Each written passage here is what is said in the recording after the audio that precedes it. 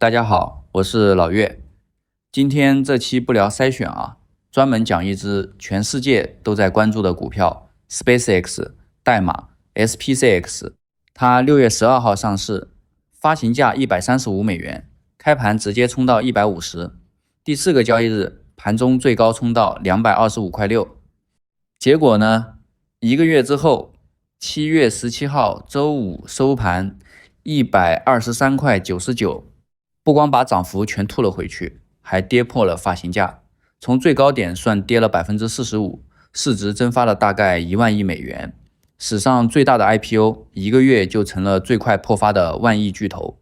今天我们把3样东西讲透：招股书里的真实财务，华尔街19份研究报告在炒什么，还有这1个月每次大跌背后发生了什么。最后照老规矩，落回咱们自己的交易规则，现在这个位置普通人该怎么办？内容比较长啊，都是干货，建议先收藏。老岳，咱们从头说起啊。SpaceX 是一家什么样的公司？这次上市，大家买到手里的究竟是什么东西？很多人以为买 SPCX 就是买火箭，其实不完整。这次上市的主体是3块业务打包在一起的，招股书里分得清清楚楚。第一块是老本行，火箭发射。猎鹰9号去年发射了170次，全世界送上轨道的货物，按重量算80%以上是他送的。客户是 NASA、国防部，还有各国的卫星公司，听着风光，对吧？但这块生意去年收入40亿美元出头，反而亏了6亿5。为了保住垄断地位，定价压得狠，成本又高。第二块是星链，天上的宽带，这是全公司唯一真正赚大钱的业务。下一个问题我单独展开讲。第3块呢，很多人不知道，上市之前公司把 X 和 XAI 合并了进来，就是原来的推特加上马斯克的 AI 公司，报表里叫 AI 分部，去年收入32亿，营业亏损63亿5。所以你买一股 SPCX 等于同时买3样东西，一台已经开始赚钱的星链机器，一个亏小钱但几乎垄断的发射生意，再加一个巨亏的 AI 豪赌。这1个月的剧烈波动，根子就在这。3样东西的价值逻辑完全不同，市场情绪一变，定价就打架。还有一个数字要记住，公司大概20%的收入来自美国政府、NASA、国防部这些，有的口径算上军用版，星链能到30%。政府订单又稳又大，但客户太集中，预算和政治风向一变就是大事。全公司22000多名员工，这就是它的全貌。你说星链是唯一真正赚钱的，那这个生意能有多好？天花板又在哪儿呢？星链的数字单独拿出来就是一家增长很猛的公司，用户数2023年230万，2024年440万，2025年890万，到今年3月1030万，覆盖164个国家，2年多翻了4倍。收入去年113亿8千万，营业利润44亿，分部的EBITDA有71亿7，这个利润率在通信行业里是顶级水平。但你注意有一个数字在往下走，每个用户的月均收入从2023年的99美元降到今年3月的66美元。我的理解是，他前期做的是出得起高价的市场，现在往更大众、更便宜的市场扩，单价降了，总盘子涨了。这个策略本身没问题，但也说明家庭宽带里愿意付高价的客户已经发展的差不多了。那增长的下半场在哪呢？招股书和投行报告指了3个方向，一个是移动场景，飞机上的 WiFi、远洋轮船、车队，客单价高，竞争少；一个是政府和军队，军用版星链叫星盾，专门给国防部干活，这部分和政府订单绑在一起；还有一个是最新的故事，给 AI 公司提供基础设施。据报道，他和 Anthropic、谷歌云、Reflection AI 这些公司签的 AI 基建合作，加起来有820亿美元的订单规模，这也是投行敢给高目标价的核心理由之一。风险呢，2条，一是竞争，别家的卫星星座在追，频谱资源也有争夺，招股书自己把频谱列进了风险因素；2是天花板，新链再好，撑不撑得起1万多亿的估值，要看它能不能从卖宽带变成卖算力和军用服务。这一步现在还在故事阶段。招股书把公司的财务情况完整披露了，整体看下来怎么样？它赚钱吗？收入增长是真猛，2023年104亿，2024年140亿左右，2025年186亿7，一年涨33%，今年一季度又做了47亿。但是呢，净利润是亏的，而且亏得不小。去年全年净亏49亿，今年一季度单季又亏了42亿8，公司历史累计亏掉413亿美元。你可能会问，新链一年赚44亿，发射才亏6个多亿，钱都去哪了呢？3个去向。第一，星舰就是那个要去火星的大火箭，一年研发烧30亿美元，今年一季度就烧了9亿3，而它现在的商业收入是0。第二，AI 分部一年亏63亿5。第三，资本开支。据报道，去年全公司资本开支200亿出头，其中 AI 数据中心一项就是127亿。你看这个数比新建还大得多，钱其实在往 AI 上倾斜。再看现金和债务，去年底账上现金247亿，到今年3月底只剩159亿，一个季度花掉88亿。另一边还背着291亿的长期债务。有一个指标是正的，调整后EBITDA去年65亿8，亏损主要亏在投入上，主业本身是赚钱的。总的看啊，新链印出来的钱全部喂给了新建和 AI， 还不够喂，所以才要上市目这750亿。它上市是因为真的需要钱。定价17500亿美元，史上最大 IPO。这个估值到底贵不贵？普通人怎么理解？咱们用他自己的账算啊，不带情绪。17500亿的估值除以去年186亿7的收入，市销率大概94倍。什么概念呢？成熟的大科技公司市销率一般是个位数到10几倍。用赚钱能力算更夸张，拿去年65亿8的调整后，EBITDA去除260多倍。连最看多的投行自己都承认兑现要等很久。摩根士丹利给了300美元的目标价，但他们模型里自由现金流要到2035年才转正。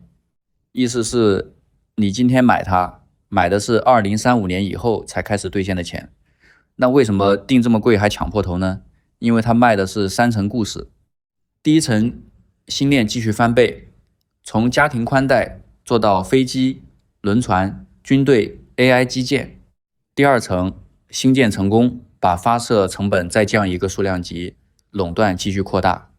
第三层， AI 闭环，卫星、算力、数据、大模型，全在马斯克一个体系里，这是全市场独一份的叙事。3层故事全兑现，94倍就不算贵，只要有1层掉链子，这个数就悬。唯一给卖出评级的分析师说了一句很重的话，我原样转述现在的价格已经假设了所有项目同时完美执行。这句话你可以不同意，但值得记住。当时打新有多疯狂，现在这支票的筹码结构是什么样的？这个好像很少有人讲。想看懂这一个月的暴涨暴跌，得从筹码结构入手。打新有多疯呢？公司只卖750亿美元的股票，全球订单来了1500亿，超额2倍多。特意留了3成给散户，通过各家券商配售，大部分人只抢到零头。上市第一天成交超过5亿股，成交额850亿美元，是纳斯达克历史上第2大的 IPO 首日成交，只比2012年的脸书少一点。再看一个关键数字这次发行的股票加上绿鞋，也就占公司总股本的 5% 左右。市面上能买卖的筹码非常少，95%锁在内部人手里。流通盘小意味着什么？一点资金就能把它推上天，同样一点抛压也能把它砸下地。前4天涨 67%， 后来单日跌 16%， 都是这个结构放大出来的。期权市场还有个很有意思的细节，7月中2028年12月到期，行权价80美元的看跌期权一天成交了17000多张，是原来持仓量的120倍。分析下来，这是机构在大规模卖出深度虚值的看跌期权，他们愿意收权利金，赌它2年半之内跌不穿80块。这算是盘面里少有的偏多信号，大资金觉得再跌也有底。散户那边情绪就分裂了，论坛上已经出现亏损20万美元的帖子，热评说估值高的离谱，预测市场上赌它7月收涨的概率从 61% 一路掉到 32%。 筹码少，情绪重，事件多，它现在的盘面性格就是这样，波动大是结构决定的。好，那把这一个月完整捋一遍吧，从225跌到124，每一段下跌背后都发生了什么？这个复盘值得逐段看，因为每一段的原因都不一样。第一段，疯狂期，6月12号到16号，第一天开盘150，收盘161，市值21000亿美元，一天就超过了特斯拉。马斯克当天成了人类第一个万亿富豪。接着连涨，第4个交易日，盘中225.6块，比发行价高 67%， 市值一度26000亿。刚才说了，流通盘只有 5%， 这种涨法就是小盘结构加情绪的产物。第二段，第一次警告，6月22号，那天整个科技股大跌，纳斯达克跌 1.4%， AI 板块被质疑资本开支收不回来，再加上新任美联储主席放了紧缩信号， SPCX 一天跌 16%， 蒸发4000亿美元，涨靠情绪，跌也靠情绪。23号盘中一度跌破150的开盘价，然后有资金抄底，反弹了几天，稳在161带。第三段，指数纳入7月7号，纳斯达克刚改了规则，超大型 IPO 第15个交易日就能进纳指100， SPCX 成了第一个用上新规的公司。结果呢，纳入生效那天，股价反跌 7%， 为什么？指数基金被动买入大概40亿美元，但获利盘和看空估值的人正好借这波流动性出货，卖的远比买的多，典型的利好兑现变利空。8号收148，第一次收盘跌破150。第四段，破发7月15号到17号，15号盘中132.7块，上市以来第一次跌破135的发行价。16号，新建第13次试飞，点火之后终止，33台发动机有4台没点着，这是新建项目历史上第一次全舰点火终止。火箭没炸，人也没事，马斯克说换2台发动机，下周重试。但这是上市后的第一次试飞啊，市场本来指望它提振信心，结果变成新的担忧。17号周五直接跌 5.4%， 收在123.99块，盘中122.1块，创上市以来最低，近10个交易日9天下跌。你看，一个月走完这4段，公司的故事没变，变的是市场愿意为这个故事付的价格。那华尔街怎么看呢？投行的评级和目标价现在分歧有多大？分歧大到罕见。7月7号静默期一结束，23家承销银行里19家当天发布首次覆盖。我把结论摆出来啊，看多的15家，雷蒙德·詹姆斯最猛，强烈买入，目标价800美元。理由我引用原话，这是21世纪定义性的工业基础设施公司。摩根士丹利300，压的是 AI 前景。德意志银行255，麦格里250，伯恩斯坦239，美银235，富国230，摩根大通和加拿大皇家银行225，瑞银210，高盛205。高盛的模型说，今年收入翻倍，2031年自由现金流转正。中信一家 Moffett-Nathanson 131，意思是现价就值这个数。卖出一家 CFRA， 目标价115，就是刚才那句重话的出处。你看这个区间，最低115，最高800，差7倍。华尔街自己也没有共识，平均下来目标价240左右，比现在的股价高出90%。但这里必须提醒一句啊，这23家全是他的承销商，拿了承销费，这类首付报告天然偏多，历史上一贯如此，你要打个折听。比报告更值得看的是真金白银的动作。多头这边，老牌基金经理罗恩·巴伦从2017年开始投了27轮，这次 IPO 又砸了10亿美元，总持仓250亿。他公开说10到15年这家公司值20到40万亿美元。木头姐的 ARK 呢，上市第一天买了5亿多美元，为了腾钱还提前卖了 AMD， 跌下来不但没跑，7月中又加仓8000多万美元，到现在一股没卖。空头那边也不客气，卖空头寸大概1亿8000万股，占流通盘 28%， 新股上市第一个月就有这么高的空头占比，非常罕见。这一个月空头浮盈按不同口径算，40亿到80多亿美元，多空两边都是聪明钱，都下了重注，这种票波动小不了。如果只挑最要命的几条，这家公司最大的风险是什么？招股书的风险因素排第一的是马斯克本人，这是公司自己白纸黑字写的，业务高度依赖他个人，而他的精力同时分给特斯拉和好几家公司。